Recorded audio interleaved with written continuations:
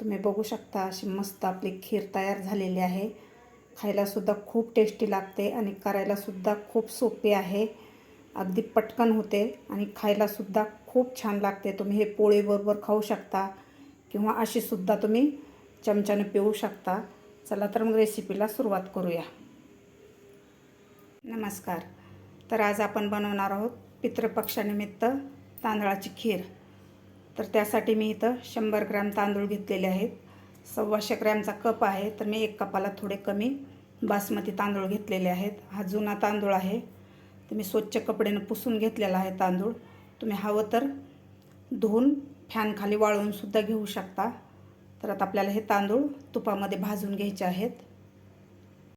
इथं मी काही ड्रायफ्रूट घेतलेले आहेत। आपल्याला तांदळाच्या अगोदर हे ड्रायफ्रूट भाजून घ्यायचे आहेत थोडेसे तुपामध्ये।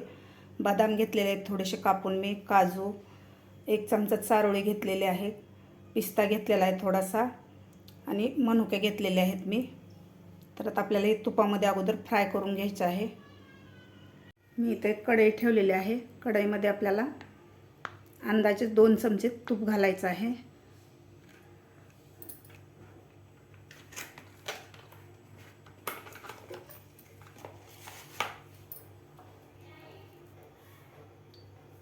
तूप आपल्याला गरम करून घ्यायचं आहे थोडंसं। तूप आपलं गरम झालेलं आहे, तर त्यामध्ये आपल्याला हे ड्रायफ्रूट फ्राय करून घ्यायचे आहेत।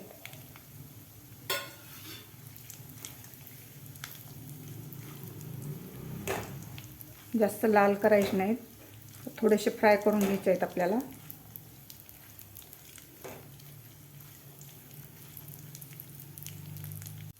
ड्रायफ्रूट आपले व्यवस्थित फ्राय झालेले आहेत।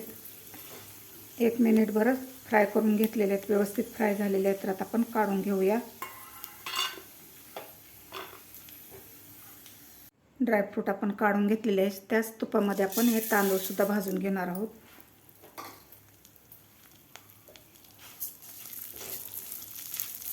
गॅस आपल्याला मीडियमच ठेवायचा आहे।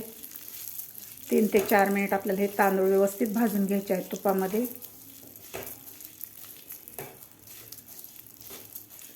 पितृपक्षात वेगवेगळ्या प्रकारच्या खीर केलेल्या जातात। गव्हाची करतात, तांदळाची, रव्याची। तांदळाची खीर सुद्धा खूप छान लागते। तर मीडियम गॅसवर आपल्याला व्यवस्थित तांदूळ भाजून घ्यायचे आहेत। 4 ते 5 मिनिट मी मीडियम गॅसवर हे तांदूळ भाजून घेतलेले आहेत। आपले तांदूळ व्यवस्थित भाजलेले आहेत। तर आता आपण हे काढून याला थोडंसं थंड करून घेऊया। आता याच कढईमध्ये मी इथं फुल फॅट क्रीम दूध घेतलेलं आहे 1 लिटर, ते घालायचं। मी अगोदरच गरम करून घेतलेलं आहे दूध। पूर्ण 1 लिटर दूध आपल्याला या कढईमध्ये घालायचं आहे।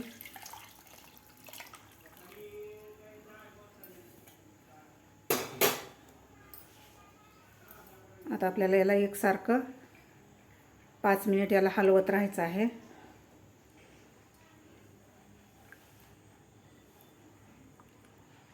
एकसारखं हलवत राहायचं आहे आपल्याला।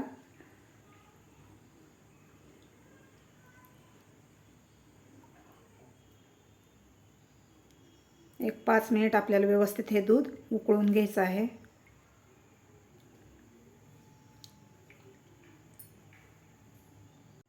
आपलं दूध उकळते तोपर्यंत आपण हे तांदूळ भाजून घेतलेले मिक्सरमधून काढून घ्यायचे आहेत आपल्याला।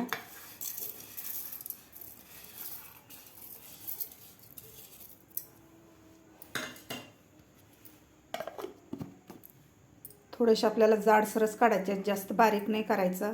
आपला जाड रवा राहतो त्यापेक्षा सुद्धा थोडेसे जाडसरच आपल्याला तांदूळ काढायचे आहेत, जास्त बारीक नाही करायचे।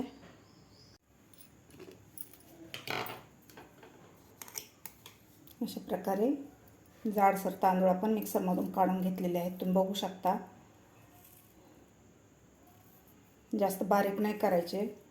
खिरीला असेच तांदूळ आपल्याला पाहिजे होते। आपला जाड रवा राहतो त्याच्यापेक्षा थोडेसे जाडसर मी तांदूळ काढून घेतलेले आहेत।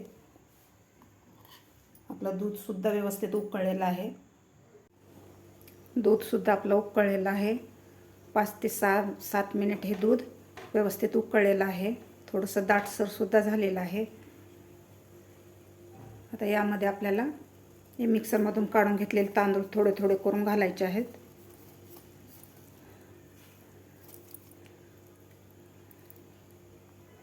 तांदूळ घातल्यानंतर आपल्याला एकसारखं याला हलवत राहायचं आहे.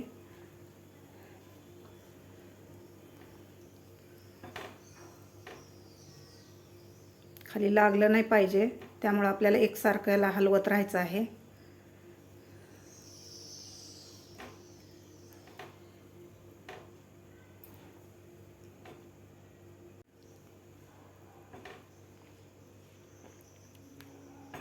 ते 2 मिनिट झालेलं आहे आपण तांदूळ घातल्यानंतर शिजवून. तर आपल्याला हे एकदम मधलं हे तांदूळ असं मऊ होईपर्यंत आपल्याला हे तांदूळ शिजवून घ्यायचे आहेत दुधामध्ये. 4 ते 5 मिनिट आपल्याला आणखीन हे शिजवून घ्यायचं आहे तांदूळ घातल्यानंतर. आता आपल्याला घालायची यामध्ये साखर. मी इथं 125 ग्रॅम साखर घेतलेली आहे. तुमच्या आवडीप्रमाणे तुम्ही कमी जास्त करू शकता. तर व्यवस्थित आपल्याला हे 4 ते 5 मिनिट शिजवून घ्यायची आहे खीर.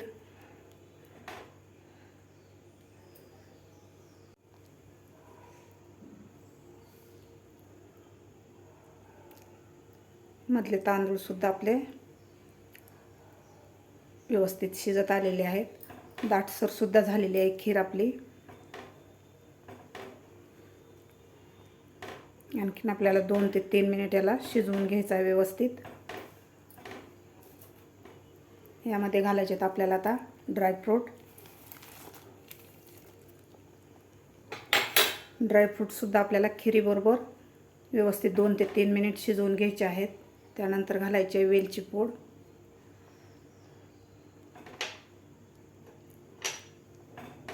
आणखीन आपल्याला 2 ते 3 मिनिट हे खीर शिजवून घ्यायचे आहे. चवीला खूप छान लागते खीर, करायला सुद्धा फार सोपे आहे.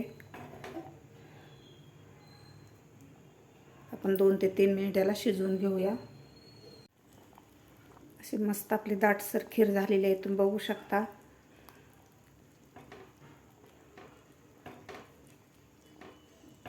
तांदळाचा रवा घातल्यापासून मी 6 ते 7 मिनिट हे शिजवून घेतलेले आहे. तर व्यवस्थित असे मधले हे तांदळाचा रवा सुद्धा आपला व्यवस्थित शिजलेला आहे. एकदम असा मऊ झालेला आहे. मस्त आपली खीर तयार झालेली आहे. तर आता आपण गॅस बंद करून खाली काढून घेऊया. अशी मस्त आपली दाटसर खीर तयार झालेली आहे, तुम्ही बघू शकता. खायला सुद्धा खूप छान लागते, करायला सुद्धा खूप सोपे आहे. तुम्ही सुद्धा नक्की ह्या पितृपक्षात नक्की खीर अशा प्रकारे करून बघा. माझी रेसिपी आवडली असेल तर नक्की लाईक करा, शेअर करा. माझ्या चॅनलवर अजून नवीन असाल तर माझ्या चॅनलला नक्की सबस्क्राईब करा. भेटूया अशाच एका नवीन रेसिपीसोबत. तोपर्यंत धन्यवाद.